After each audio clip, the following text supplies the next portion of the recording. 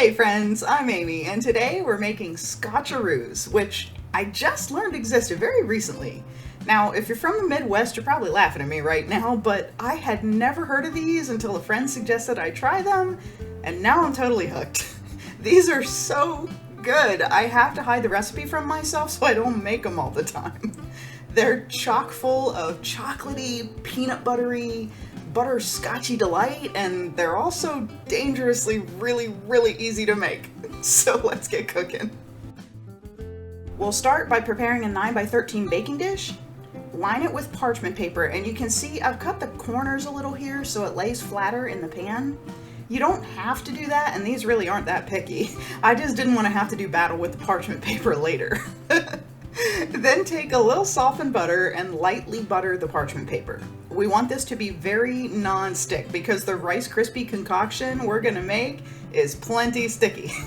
I would also stick with butter and not oil because the flavor the butter adds is key. And the oil can give these a little bit of an unpleasant texture on the outside. When the dish is lined and buttered, set this to the side to wait. Next, let's get some of the ingredients measured out beforehand because these come together really fast and we need to be able to add things quickly. Into a bowl, measure out 6 cups of crisp rice cereal or Rice Krispies if we're going name brand, and set that to the side. Next, we need a 1/4 cup of butter or half a stick and slice that into pats so the butter melts more quickly and evenly.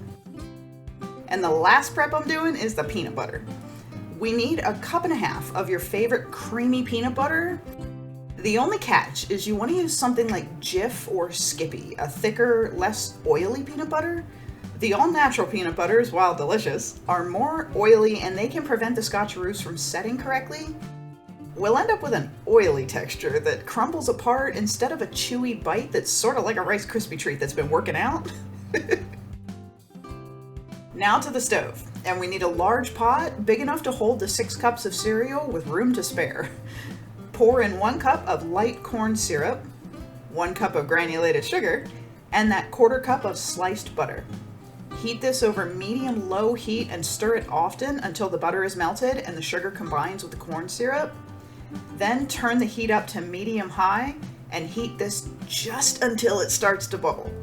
Stir this very often to keep it from sticking or from scorching.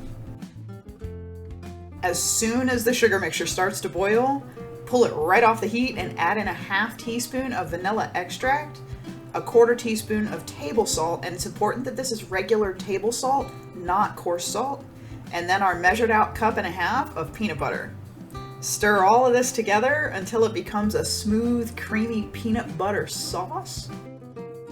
Last, add our 6 cups of crispy rice cereal and gently fold that into the sauce. Now we do need to be relatively quick about this, but still gentle though, so we don't break the Rice Krispies apart too much. It's sort of like making Rice Krispie treats with marshmallows, and we need to get everything mixed before the sauce starts to set. It doesn't set quite as fast as marshmallows do though, but it does start to get noticeably thicker and stickier the longer we mess with it. When the Rice Krispies are all coated and completely mixed into the peanut butter sauce, spoon everything into the 9x13 baking dish we prepared earlier. Press the peanut butter concoction into the pan, but be careful though because this is still pretty hot. I used a folded up piece of parchment paper and that worked great. It kept me from burning my hand. Now don't press to the point of crushing everything, but we do want to put enough pressure to make a decently packed, even layer, kind of like Rice Krispie treats. When that Rice Krispie mixture is all packed into the pan, set this to the side, and now let's get our topping ready.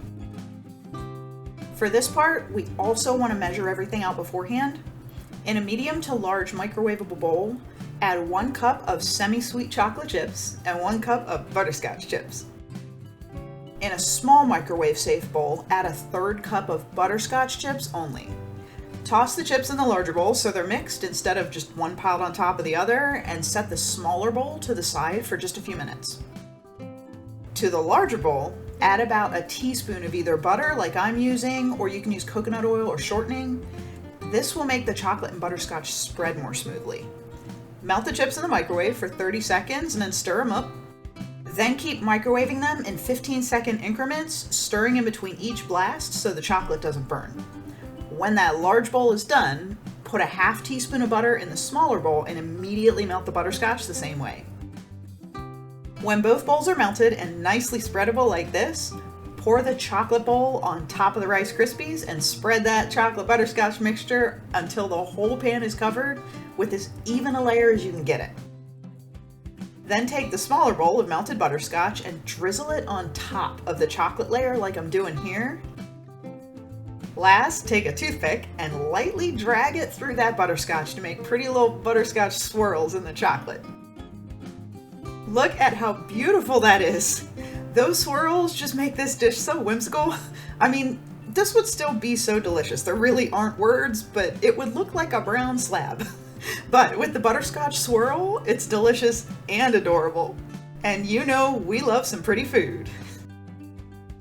Put a lid on this or cover it with plastic wrap and let this set in the fridge for at least an hour or until the peanut butter chewy part and the chocolate top are fully set and not melty. When everything is set, pull this out of the fridge and sit it on a cutting board. Now you can see how well this set up. You should be able to pull it right out of the pan in one chocolate and peanut butter chunk. Remove the parchment paper from the bottom, and because of the butter, it should peel off easily. Then cut this monster into whatever size pieces you want. I cut mine into 24 pieces, and I would recommend at least that many. These are wonderful, but they're also very rich, so smaller pieces is probably the way to go with this one. These can store in the fridge for about a week, but that's if they last that long. So these are ridiculous, like ridiculous. They're chewy, peanut buttery, sweet, but nutty and buttery at the same time. The chocolate and butterscotch are delightful, and the whole thing is just decadent. I mean, that's probably the best way I can describe them. They're just decadent. I do have to say though, the Midwest has totally been holding out on the rest of us. Either that or I'm just really unobservant. Have you ever had a snack or a meal that was so good that it's almost irritating how good it was? Yeah, these are the snacks that you take a bite and then you just shake your head because there really aren't any words. And then you eat way too many. Thank you so much for watching my video. Please like and subscribe, leave me a comment or share if you're enjoying making these delicious recipes with me. It helps to grow my channel and I'm loving this community we're building.